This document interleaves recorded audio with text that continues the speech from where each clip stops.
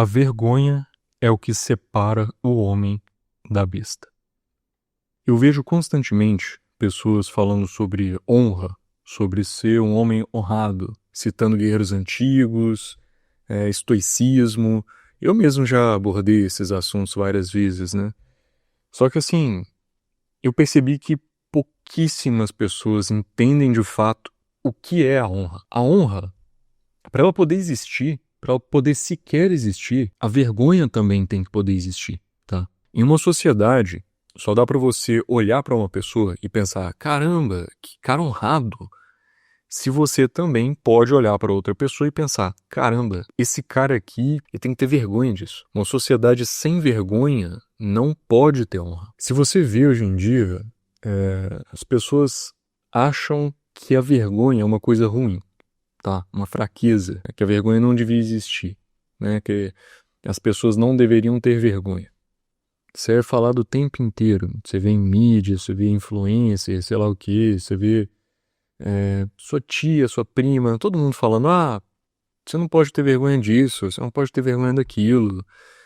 Enfim, e se você vê realmente, ninguém tem vergonha de mais nada, né? E não é só isso, as pessoas não são mais cobradas a terem vergonha das coisas. Pelo contrário, se você pega no Japão, por exemplo, ainda tem uma vergonha na cultura, tá? É muito mais fraca que antigamente, obviamente, só que ainda tem alguma coisa assim na cultura do tipo, sei lá, o político é pego roubando dinheiro público, por exemplo, tá? Isso faz ele cair em desonra. O nome dele, o nome da família dele inteira, na verdade, vai ficar manchado. O que é bem pesado, né? E já teve caso disso levar um cara lá ao suicídio. E isso vem da cultura mais antiga deles.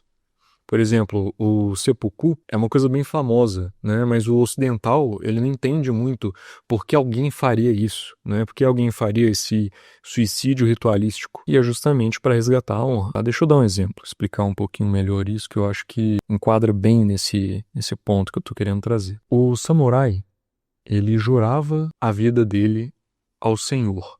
Ele jurava lealdade. Imagina que você é um samurai. Tá bom? Você vai ter várias regalias por ser um samurai. Você pode carregar com espada por aí, você pode usar o nome do clã, e assim, você vai ter uma vida boa, tá? É só que você tem que jurar lealdade ao Senhor e por aí vai. Digamos que em algum momento, por covardia mesmo, você fugiu em vez de proteger a filha do Shogun, tá? Cara, isso é um crime seríssimo. Você manchou a sua honra. Você vai ser executado, tá? Se te pegarem. A sua esposa e os seus filhos vão perder todos os privilégios que eles tinham de ser da sua família. Eles vão perder as terras que vão ser redistribuídas, né, para samurais que são leais, né, ao contrário de você. E o seu nome vai ser apagado da história. E é literalmente apagado da história, assim. Eles tinham um pergaminho que tinha toda a sua linhagem, todos os seus antepassados, sua árvore genealógica, tipo isso, é tipo um pedigree, tá? Você tinha esse pergaminho, você falava, cara, eu sou foda, eu venho de uma família legal, eu tenho um pedigree, tá? Você faz uma cagada dessa, já era. Esses pergaminhos aí, eles vão ser destruídos, e agora nem o esforço que seus antepassados fizeram para você chegar ali importa mais. Era um aniquilamento simbólico da linhagem. Tá? É tipo uma morte espiritual eterna. A família toda ia perder o direito ao nome do clã, os filhos iam ser rebaixados a plebeus, perdiam o privilégio de carregar a espada por aí, de usar o sobrenome. Você não ia poder, eles não iam poder mais, né, estudar numa escola formal, ocupar um cargo militar. Era tipo um exílio social que era passado de pai para filho, né? Um exílio social hereditário. Os filhos viravam párias, tá? A esposa, os filhos acabavam virando mendigo, virando servo, coisa assim mesmo sendo inocente, tá? E em casos mais extremos, os seus filhos, os seus irmãos iam ser executados também. Essa punição por desonra diante do dever, ela era tão séria que a sua mulher, ou sei lá, sua mãe, elas poderiam decidir se vender para serem prostitutas pelo resto da vida, tá? Vivendo em cativeiro, tá? Para pagar os seus pecados com a humilhação eterna delas, tá? Ou até ir servir um clã rival como escrava sexual, o que na real era pior ainda, né? Porque aí era todo um ritual de humilhação, enfim, a merda. Então era isso. A desonra manchava toda a linhagem da pessoa.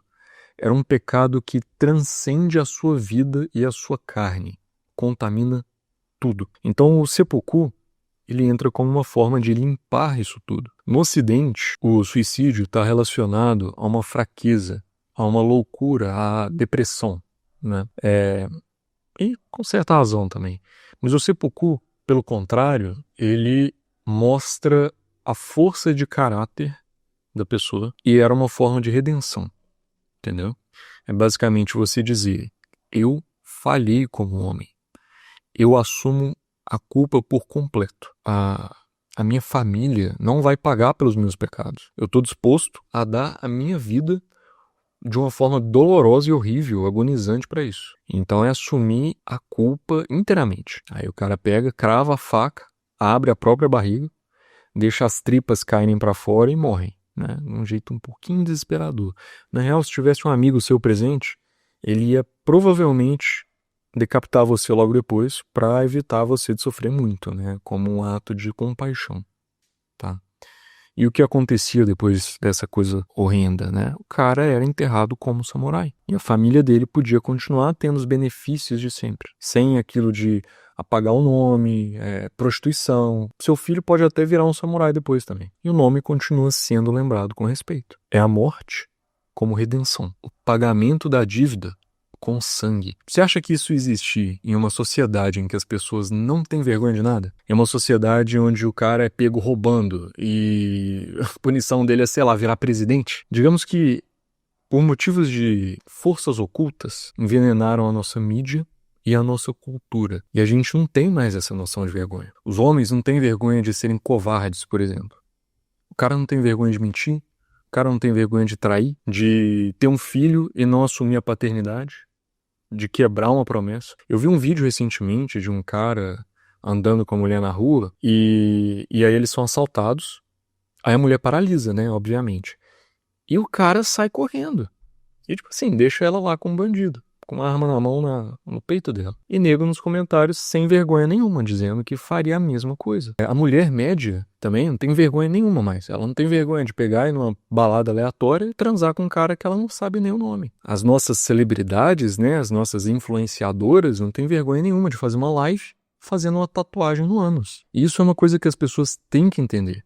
A vergonha e a honra coexistem. Para uma poder existir, a outra tem que poder existir também. Então não tem nada disso de, não, você não pode ter vergonha, sei lá o quê. Isso é importante. Quando você é um cara honrado, significa que você tomou decisões difíceis que até te prejudicaram a curto prazo por um ideal transcendental. Então, por que você acha que os guerreiros antigos lutavam até a morte? Com tranquilidade, assim, com uma facilidade enorme. Para proteger a honra. E o que é proteger a honra? É você fugir da vergonha. Então, você fugir para casa, por exemplo, deixar seus companheiros de batalha morrerem, com as pessoas sabendo que você foi covarde, que você fugiu, em vez de você defender o seu povo, em vez de você defender a sua cultura, a sua família, você largou lá a sua mulher e seus filhos para morrer, porque você estava com medo da morte. Cara, você vai ser cobrado por isso, pelo resto da sua existência. E aí você prefere morrer em combate. Então isso é extremamente importante a nível populacional, tá? Compara, pega um exército de um lado que está disposto a lutar até o fim e acredita que isso vai trazer glória ao sobrenome dele, né, ao clã dele, com o exército do outro lado que se acovarda e foge quando as coisas começam a parar de ser fáceis. Você acha que quem é mais forte? Você acha que a sociedade está mais protegida? A vergonha, ela não serve só para evitar o erro de uma pessoa. Ela protege o grupo. É a dor emocional que te impede de prejudicar o seu clã, a sua tribo. É tipo um termômetro que diz que você está saindo da linha. Em sociedades tribais, se você fizesse merda, não era só você que ia ter que lidar com as consequências da merda que você fez. Dependendo do que você fizesse, a sua tribo inteira ia ter bastante problema. Então, assim, sentir vergonha, cobrar honra dos outros, é um instinto de sobrevivência coletivo, entendeu? Bem, um outro exemplo que eu posso dar.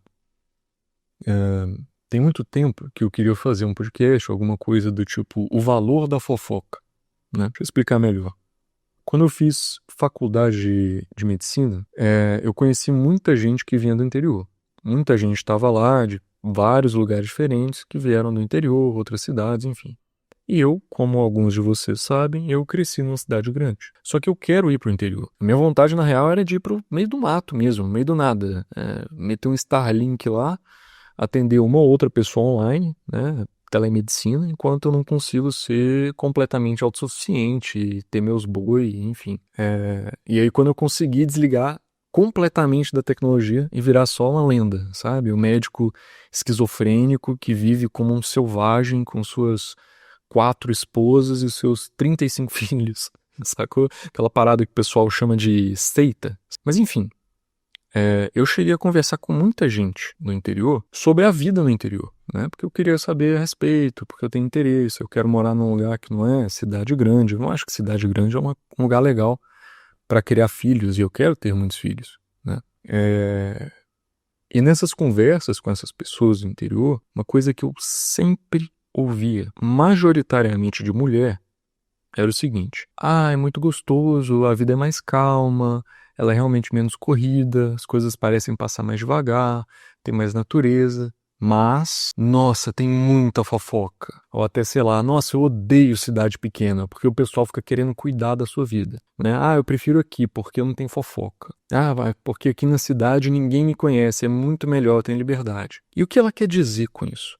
Né? O que ela está querendo dizer com isso? Ela quer dizer o seguinte: aqui na cidade grande eu posso beber, usar droga, dar o rabo à vontade para qualquer pessoa e ninguém fica sabendo. O nome da minha família não cai em desgraça, eu consigo arranjar um otário depois para me namorar e ele não vai saber do tanto de droga que eu usei, nem das orgias que eu fiz por aí. É isso que ela quer dizer. Ela não quer sentir vergonha de profanar o próprio sangue, profanar a própria linhagem. A fofoca, ela na real, ela serve justamente para evitar esse tipo de coisa. Quando você faz uma besteira, você é cobrado pelo que você fez. A sensação de liberdade, então, que não é uma liberdade, né? Para mim, a liberdade é você justamente conseguir conter, conseguir controlar esses instintos carnais. Você não tem liberdade quando você pode sair de madrugada para usar droga na rua e transar com uma prostituta. Você está justamente sendo um escravo da carne quando você faz isso. E é meio que justamente isso que as pessoas querem, né? Elas querem, sei lá, a sensação de liberdade, né? Que para eles é liberdade, de você estar numa cidade, que é muito melhor, porque você pode ir no mercado, mandar a menina do caixa enfiar o pacote de Doritos no rabo, sair de lá, chutar uma criança, sair correndo, ir para uma praça, mamar o mendigo mais próximo por troca de uma pedra de crack, fumar esse crack na frente de uma escola e, bicho, ninguém vai ficar sabendo de nada que você fez. Você nunca mais vai ver nenhuma dessas pessoas na sua vida. Amanhã você pode colocar uma roupinha bonita, ir na igreja e é isso. É tipo apagar o histórico da internet, sabe? Depois de uma maratona de pornografia bizarra, tá novo. Só que, assim, é claro, é óbvio, tá? Que existe casos, sim, onde a fofoca é uma invenção, mas é calúnia, tá? É diferente. A outra coisa. Inventam que você fez uma coisa absurda, que você não fez, espalham por aí, coisa assim. Isso é criminoso, tá? Eu não estou defendendo isso, tá? Mas eu nunca vi, durante todo esse tempo que eu estava conversando com esse pessoal, falando do interior e tal, eu nunca vi ninguém reclamar de calúnia. Só de, todo mundo fica sabendo de tudo, isso é horrível. Então o problema é o clássico, é ser responsabilizado pelos próprios atos, que é o maior calcanhar de Aquiles da mulher moderna. O do homem também, tá? Obviamente. Se você que está ouvindo aqui é de cidade pequena, você sabe muito bem quem são os homens que não prestam aí da sua região. Né? O delinquente, o cachaceiro que fica o dia inteiro ali no bar, o vagabundo que não trabalha, o adúltero, o corno, por aí vai, tá? Então, assim, a fofoca tem um valor social importante. Ela é a forma de você cobrar as pessoas pelo que elas fazem. É a pressão da vergonha que te obriga a ser honrado, mas também te recompensa por ser honrado.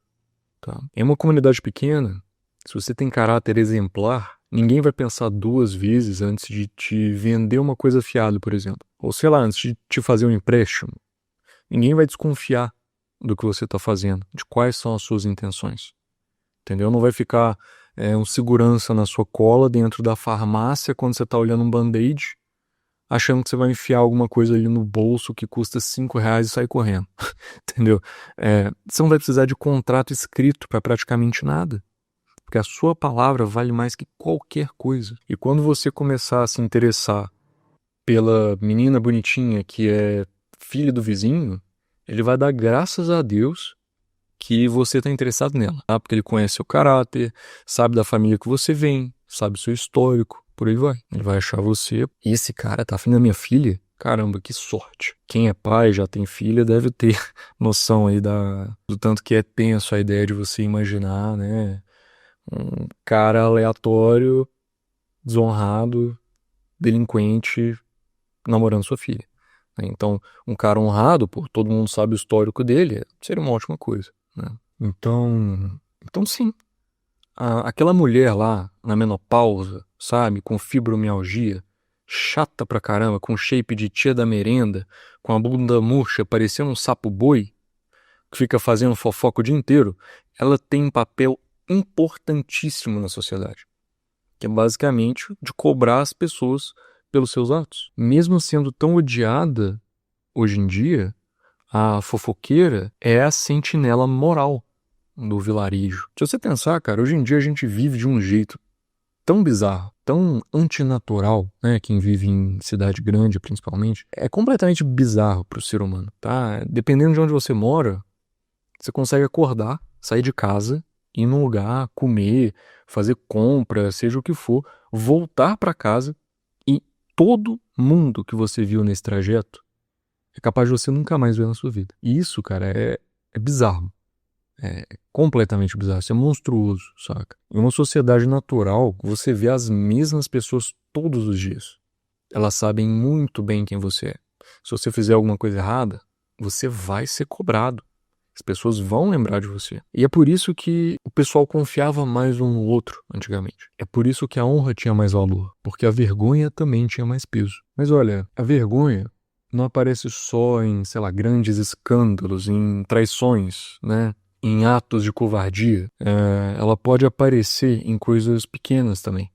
Como, sei lá, bochecha corada, um desviar de olhar, aquele silêncio constrangido, sabe? Coisas assim.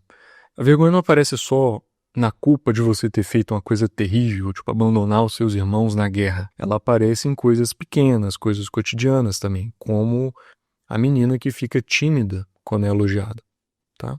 Isso é, né, o que a gente chama de timidez. E por mais que, de novo, a cultura moderna trata a timidez como uma fraqueza, na verdade, ela é um sinal profundo de respeito. Respeito pelo outro, pela imagem que você quer projetar, pela moral invisível do ambiente, né? Vamos dar um exemplo fácil, né, para ficar mais fácil de entender. Vou usar a cultura japonesa de novo, porque é como eu disse, né?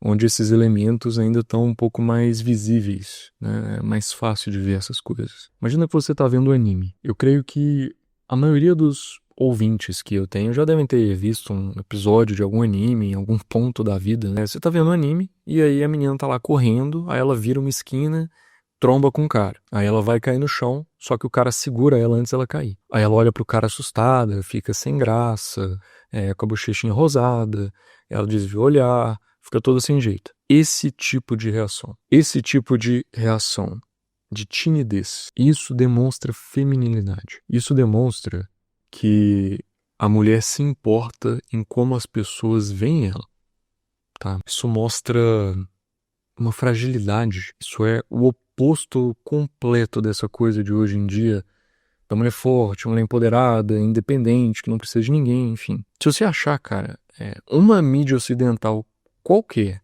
tá? Mais recente aí, a partir de 2010, por aí, que tem uma cena sequer de uma mulher ficando sem graça com alguma coisa que aconteceu, qualquer coisa, cara. Ficando tímida, mostrando timidez, né? Mostrando fragilidade. Bicho, você tem que ganhar algum prêmio, sei lá, porque isso é muito difícil de achar, cara. Pelo menos, eu não consigo pensar em um exemplo. Se você tiver qualquer exemplo, por favor, manda aí nos comentários, sei lá, porque eu quero ver. De verdade, eu quero mesmo. Coloca aí, tal filme, tal momento, sei lá o que. Eu vou pegar e vou assistir o filme, tá? Tô falando sério, porque não tem isso, cara. Não tem. Isso é deliberado, tá? Isso é uma coisa que as pessoas gostam de ver, né? Isso é uma coisa que atrai as pessoas. Ultimamente, a galera tava vendo, por que, sei lá, as HQs, né? Por que a Marvel, por que a DC tá perdendo tanto dinheiro? Por que ninguém compra HQ mais? É porque as pessoas pararam de gostar de ler história em quadrinho? Peraí.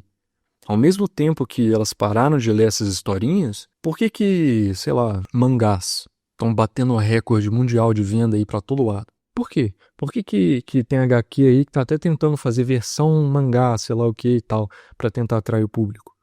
Por que as coisas de lá atraem e as ocidentais não atraem? É por conta desse tipo de detalhe, é por conta desse tipo de nuance, é porque a menininha lá, ela é tímida, é fofinho, é bonitinho, você vê o romance. Os caras demoram, sei lá, metade da história pra falar um que gosta do outro. E mais, sei lá quantos capítulos pra dar a mão. E, tipo, dar a mão é um acontecimento, sacou? Enquanto isso, você vê um reality show aqui do Brasil, sei lá, de férias com ex, alguma dessas baixarias aí, e os caras no primeiro episódio já transaram com todo mundo. Então, assim, as pessoas gostam desse tipo de elemento, tá? E por quê? Se elas gostam, por que a nossa mídia não tem essas coisas? Por que você acha? Isso, obviamente, é deliberado, tá? Isso não combina com a narrativa que querem enfiar na nossa garganta de igualdade, de empoderamento, né? Enfim, tem mais alguns elementos que eu simplesmente não posso falar aqui. Mas é porque a vergonha não tem mais valor na nossa sociedade. Isso, né, essa timidez e tal, é uma coisa que mostra fragilidade. Mostra que é uma mulher mais delicada, que é uma mulher que tenta manter uma compostura, tenta ter valores femininos.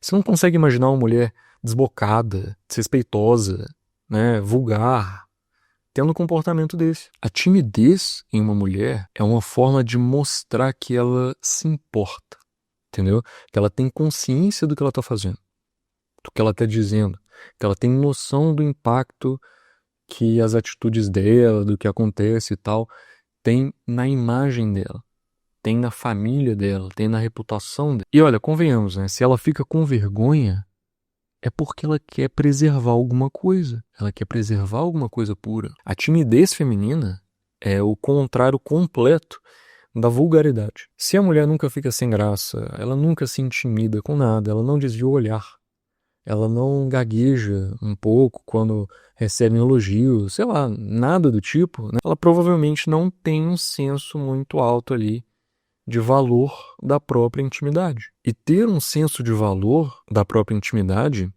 é o que te impede de usar roupas decotadas, falar sobre sexo em voz alta, em público, e até de abrir um OnlyFans.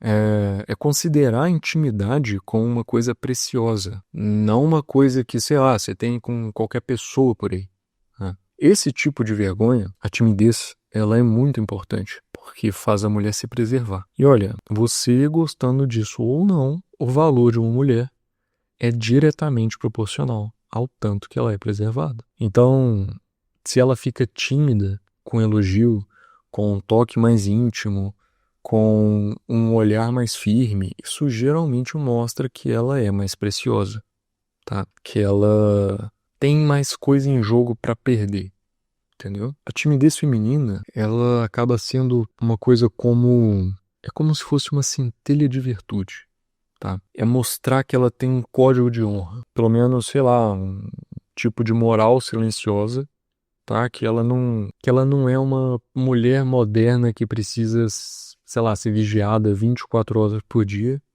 porque senão ela vai virar bicho, entendeu?